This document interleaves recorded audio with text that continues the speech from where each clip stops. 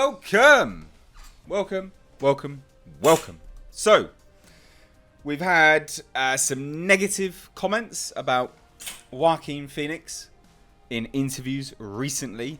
And now, we've got some much better stuff. So, this is a kind of a review roundup. It's just a roundup of the interview stuff which has come out surrounding the Joker movie. Now, there's a few interesting snippets. We've got, well, this one right here in front of me. Joker director Todd Phillips explains how Batman influenced the story. We've also got the director revealing that he has out and out discussed sequel possibilities with Joaquin Phoenix. We also had some comments about the Joker laugh. We also had an unexpected challenge whilst filming.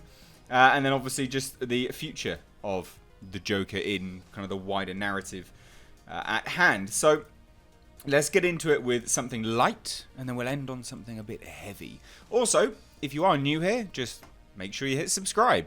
I know a lot of people do watch my channel without subscribing, but if you do hit subscribe, well, you can stay up to date on the world of pop culture and movie news and my antics over here on the channel. Also, turn the bell notifications on.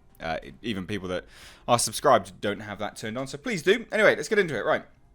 Joaquin Phoenix explains how hard it was to nail the Joker laugh. Now, we already know for a fact that this is based off of a real-life condition. Something which they wanted to do in this movie was to base it as much on realism as possible, which I commend them for. It's a little bit more engaging that way, I believe.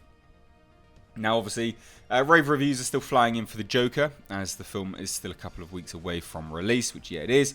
Now, one of the things that the reviews seem to mention a lot so far is how haunting the new version of the Joker's laugh is. So it's something which they've been, out and out acclaimed for, I guess. If you can say a haunting is a claim, but it is. Now, Joaquin Phoenix sat down, this is with comicbook.com, Jim Viscardi, for an interview on the press tour. And thankfully, he didn't ask any dumb questions.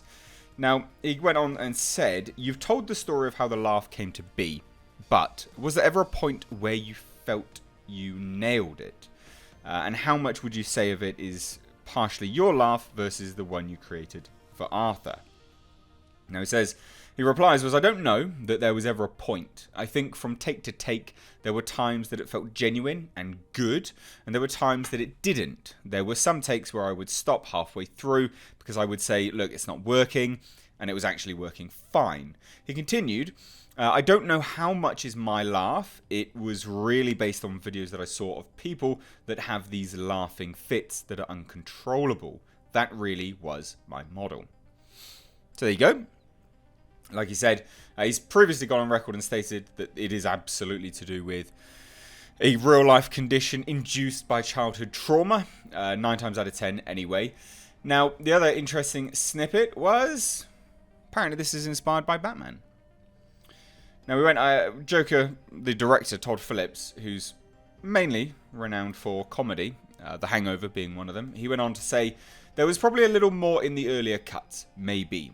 There definitely was a little bit more everything in the earlier cuts. But it was really about how fun it is that we get to keep one foot in the comic book world and one foot in not. And like you said, find that balance.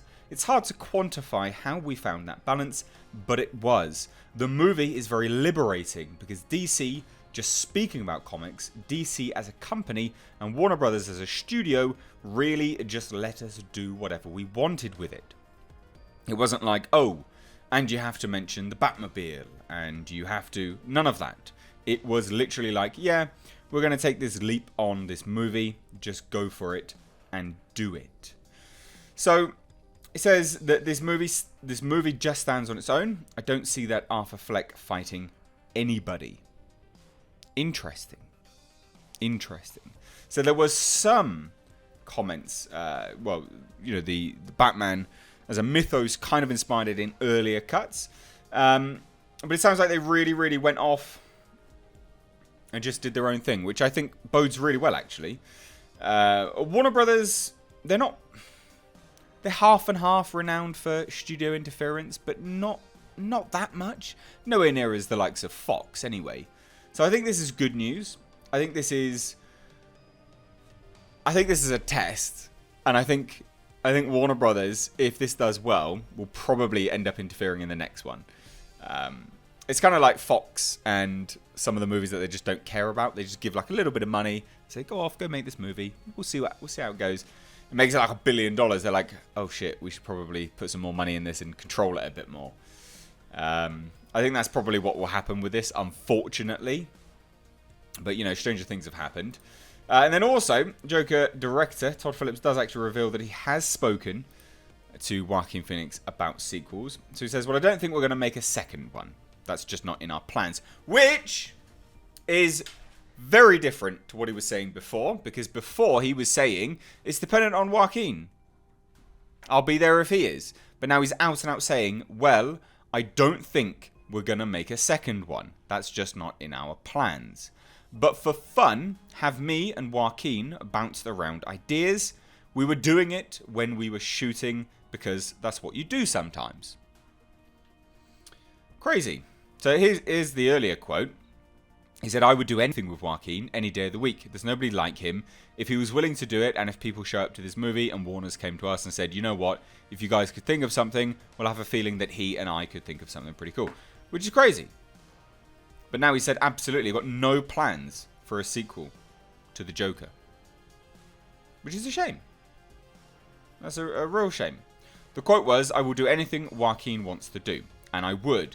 But the movie's not set up to have a sequel. We always pitched it as one movie, and that's it. What a shame. But hopefully, this ends on a high, and you feel satisfied with this movie. Now, Joaquin Phoenix reveals unexpected challenge while filming The Joker. This is as per comicbook.com. They interviewed Joaquin for this. This movie is a wild ride. As a comic book nerd, the pacing of it feels like you are reading issues. It feels like there are some pretty cool chapter breaks. I know you had mentioned before that you had learned a lot about Arthur as you did the filming. Was there a turning point on it for you, where you felt that you wanted to take Arthur in a certain direction that you hadn't planned on when you first started? Now his response is interesting. He says, I think there are several, but it was such a long time ago that I'm having a hard time remembering. You know, I don't want to repeat myself and bore you, but a really transformative moment was after the subway when he's in the bathroom. This is to do with the dancing stuff and the music. That was something that we really hadn't anticipated.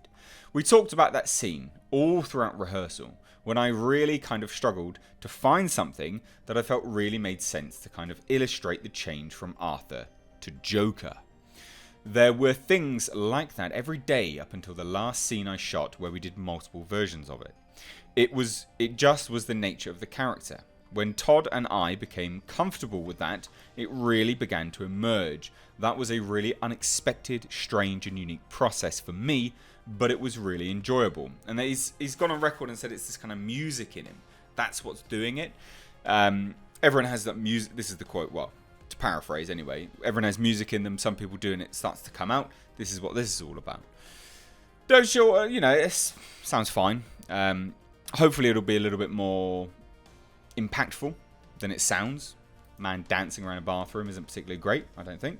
Joaquin Phoenix on the Joker's future. So this is Joaquin's point of view with it anyway. But I will say, you know, I doubt there's going to be a sequel by the sounds of it.